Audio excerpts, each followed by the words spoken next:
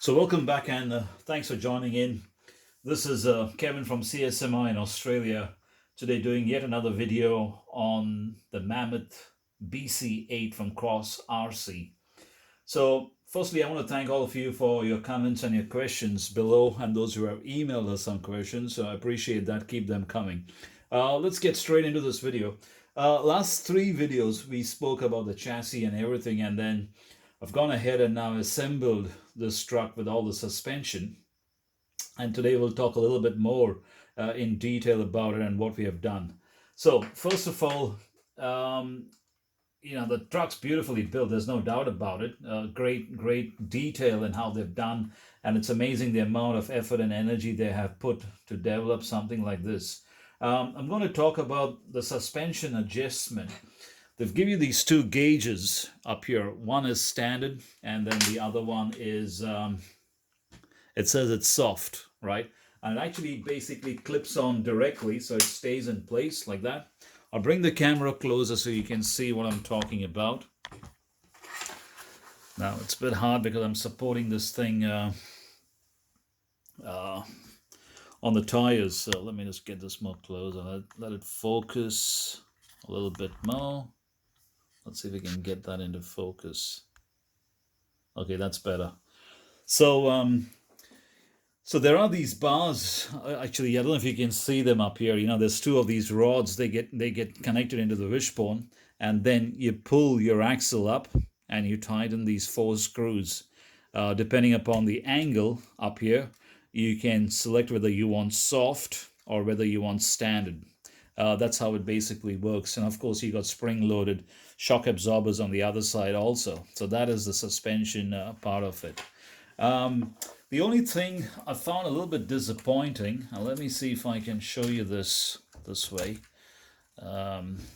is the angle of the steering. I mean, look at that. That's the maximum steer angle that you can actually get, if that's straight, right? So that's as much as it'll travel, which is terrible. You think after designing something else that they would actually, get a steeper steering angle so you can take a tighter turn. Also, they could have improvised on the play. There's a bit of play over here. I mean, you can put shims in there, but after machining everything so closely and beautifully, that's something that I've seen quite often on many of the radio control trucks. The play on the steering is not all that great. So that's the gauge for adjusting the suspension. The chassis is beautifully designed. We've gone ahead and we've put the dry shafts in. So let me bring this close. I mean, there are some videos up there, but people haven't shown you the detail, and that's what I'm trying to do, is help those guys who are planning to buy this truck so that they can see the detail in it, Here we go. And then, and hence I haven't put a lot of more stuff on so that I could break it down and I could share all this information with you guys, and you guys could see all this steering detail in there. Some of the stuff doesn't get focused, so there you go. It's now focused, so you can see the detail in there. There's two servos. I think I stand corrected. Initially, I said you could have one servo for the two steerings, but no, you need to have two servos independent because the steering linkage isn't connected to each other. So each servo will drive each axle independently. So that's pretty much it. Nothing much really to share on this stuff. It's pretty straightforward from the manual. However, there's a few other things I'm going to share with you. Is the turntable and the turntable locking mechanism. Now, this particular turntable is pretty, it's pretty well designed. It's solid, it's robust. I mean, look at that, that's all metal. I mean, the bag was pretty heavy itself, containing all these components. So it's actually, it pivots so it can take up any slack or angle change while the truck is driving through uneven terrain. And this is the turntable that I wanted to show you. So, and the mechanism of how it works. So this is exactly, I don't know if you guys can see it. Let me see if the focus will keep changing. Okay, I put some oil and grease in there. What it does is, this is the actual locking mechanism. So if you want to disengage, you pull it, and then it actually, now that is the open position.